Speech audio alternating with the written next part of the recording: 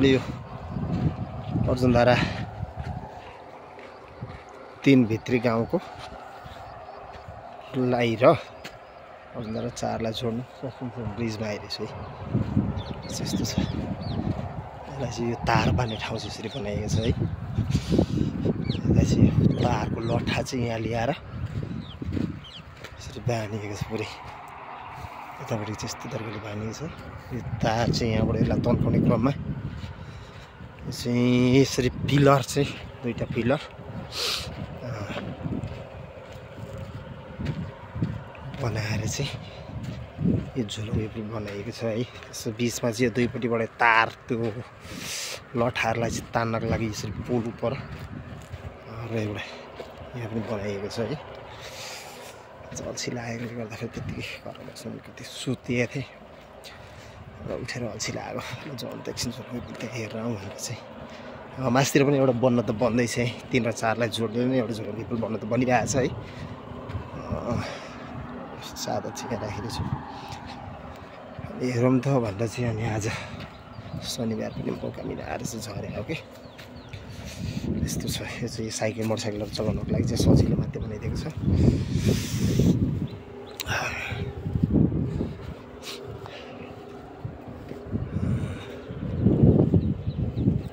देखिएको एरिया चाहिँ टाढी खोला हो। प्लसहरू त्यो पनि सञ्चालन छ जस्तो छ। यदेखि तल चाहिँ भित्री गाउँ अर्जुनधारा नगरपालिका वार्ड नम्बर 3 को चाहिँ यो एरिया पर्छ। यो जङ्गल त्यहाँबाट उता जङ्गल छ। ठाउँ पहिले यस्तो थियो पुरै बन्जरै जस्तो सुक्खा मरुभूमि यस्तै थियो पुरै ठाउँ। अहिले पनि उत्पादन केही लाउँदाखेरि त हुन्छ हुन त हुन्छ होला यहाँ है। यस्तो ठाउँ पिलरलाई यसरी बनाइएछ पुरै। यहाँ ठुलो रातेखाल सस्पेन्सन पुल किसिम सस्पेन्सन एन 239.4 मिटर रहेछ। यो सम्पन्न मिति 2080 रहेछ। भारवहन क्षमता भनेको 90 टन 646 जना पदयात्री यसले हजुर। अनि त्यस पछाडि भनेको व्यवसायिक एलिट BLT जेबीले चाहिँ बनाएको रहेछ यो है। अर्को इन्जिनियरिङ कन्सल्टेन्सी डिजाइन रहेछ यो। जार्सा इन्जिनियरिङ कन्सल्टेन्सी प्राप्ति बनाएको रहेछ है। नेपाल सरकारको शहरी विकास मन्त्रालय स्थानीय पूर्वाधार विभागबाट बनिएको रहेछ यो है। अनि बढ्दै जान्छु साथीले फोन गर्दैछ।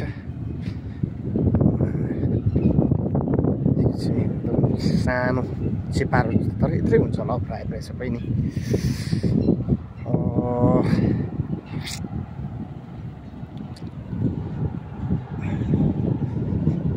हावा चलिरहेको छ पुरै। यहाँबाट लगभग 240 पोइन्ट कति लेखेको थियो त्यहाँ।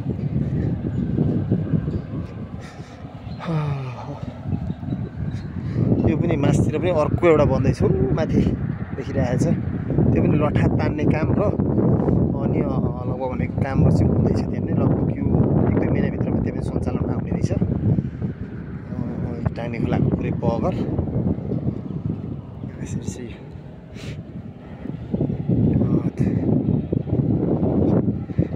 खोलालाई चाहिँ व्यवस्थित तरिकाले पारिपट्टि व्यवस्थापन गरिराखेको पनि देखियो है। यसरी नै खोलालाई चाहिँ तलैसम्म व्यवस्थित तरिकाले नै तारजाली गरेर लानु भने असर पनि गर्दैन थियो होला।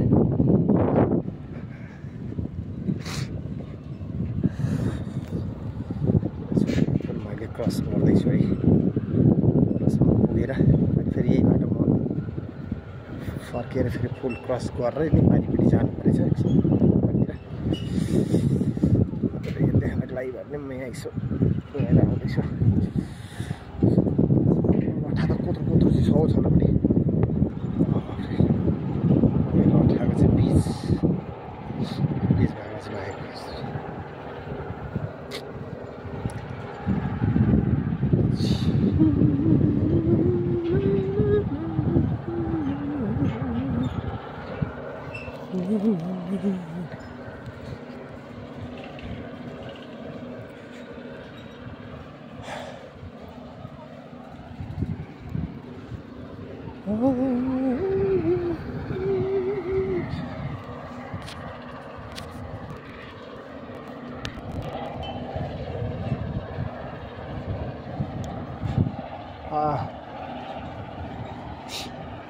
बाटो त ठुलै रहेछ तर आउने बाटो त यहाँसम्म त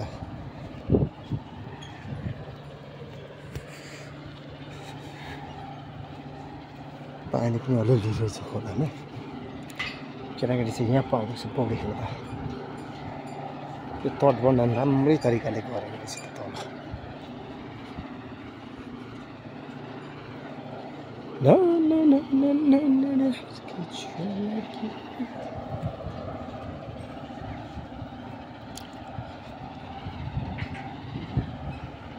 शहर की लड़की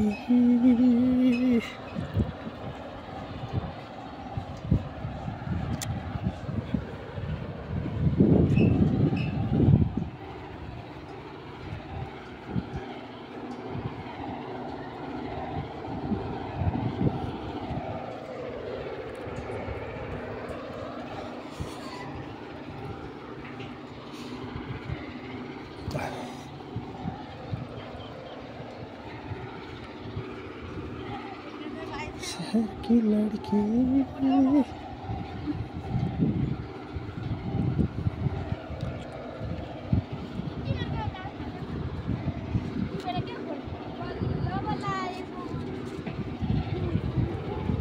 अल्छी पो लाग्यो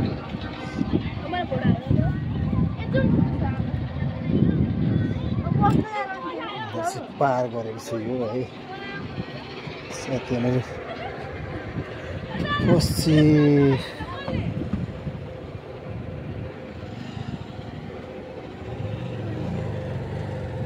खोला सिजन पार्टी मध्यवर्ती प्राकृतिक स्रोत टाइलिङ देवान चोकपुर